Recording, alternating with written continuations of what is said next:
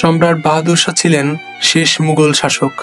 তিনি 1857 সালে অসহায়ভাবে দেখেছিলেন তার সাম্রাজ্যের পতন।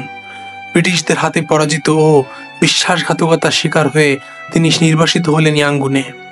তার সন্তানদের হত্যা করা হয়, তার ছেলেদের নানা অংশ উপস্থাপন করা হয় নিষ্ঠুর বার্তা হিসেবে।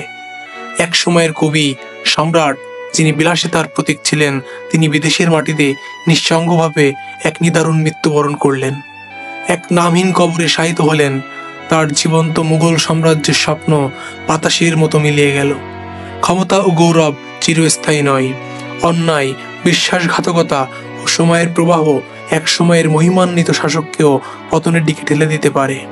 ইতিহাস সাক্ষী দেয় যে অহংকার ও ক্ষমতার মোহ অস্থায়ী, কিন্তু ন্যায় ও সততার মূল্য চিরকালীন।